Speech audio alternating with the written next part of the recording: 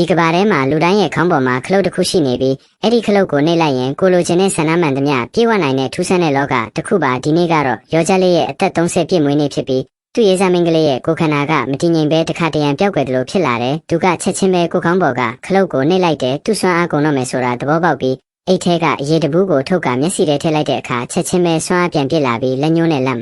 ခလုတ်တက်ပြီးစိတ်လှုပ်ရှားစွာလက်ချောင်းလှုပ်လိုက်တာနဲ့သူ့ပတ်ဝန်းကျင်ကလူတွေအားလုံးပြန်လဲတက်ဝင်လာကြတယ်သူတို့အားလုံးဟာမွေးနေ့ပါတီလုံးနေတဲ့အခန်းထဲမှာရှိနေကြပေမဲ့အဲ့ဒီပျော်ရွှင်မှုထဲမှာတကယ်ပျော်နေသူကသူတယောက်တည်းသာဖြစ်နေရဲ့ထို့နောက်မတော်တဆနဲ့အရေးဘူးတွေပါတဲ့တစ်တာကိုမိမိခြေထောက်နဲ့ဖိနှိပ်ပြီးခွဲပစ်လိုက်မိတယ်စိုးရိမ်နှုံလှုပ်သွားပြီးနောက်ထပ်ရှာဖို့စ조사ပေမဲ့တခုမှမကြံတော့ဘူးသူခလုတ်ဆက်လုံးနိုင်ဖို့အောက်ထပ်ကိုဆင်းပြီးဝယ်ရတော့မယ်ဆိုတာနားလည်သွားတယ်ဒါပေမဲ့အပြင်ထွက်လိုက်ချိန်မှာတရားဝင်ရောင်းတဲ့နေရာမှာလူရှည်တန်းကြီးတစ်ခုရှိနေပြီးသူ့ရေးစားကလည်းအချိန်မီပေါ်လာတဲ့အနည်းအများတဲ့အနက်ရောင်ဈေးကွက်ကိုတွားဖို့ဆုံးဖြတ်လိုက်ပြီးလူများပြည့်နေရဲ့မြေရောက်လမ်းကြောင်းကနေတိုးဝင်ကအရေးကိုဈေးရမ်းမြင့်စွာရောင်းနေတဲ့ဆက်တလုံးကိုတွေ့လိုက်တယ်မစင်စားပဲဝယ်ယူပြီးမျက်စိထဲထည့်လိုက်တာနဲ့နောက်တစ်စက္ကန့်မှာသူ့ရေးစားနဲ့သူငယ်ချင်းတွေပြန်လဲတက်ဝင်လာကြတယ်ဒါပေမဲ့ပျော်ရွှင်မဲ့အချိန်မရခင်မှာပဲတောင်းစားတစ်ယောက်ရောက်လာပြီးသူ့အတွက်လည်းအရေးတပူးဝယ်ပေးဖို့တောင်းဆိုတဲ့သူကလက်ထွက်ချင်ပေမဲ့အဲ့ဒီတောင်းစားကသူ့ကိုဖမ်းပြီးဆက်ကိုအားနဲ့ထိုးချလိုက်တဲ့ထို့နောက်သူ့ခေါင်းပေါ်ကခလုတ်ကိုဖြုတ်ယူဖို့စ조사လာတဲ့နောက်ဆုံးချိန်မှာသူကလက်ဖြင့်တောင်းစားကိုထိုးလိုက်ပေမဲ့အဲ့ဒါကတောင်းစားကိုပုံမရက်ဆက်စေတဲ့တောင်းစားကသူ့ကိုမြေပြင်ပေါ်ကိုချလိုက်ပြီး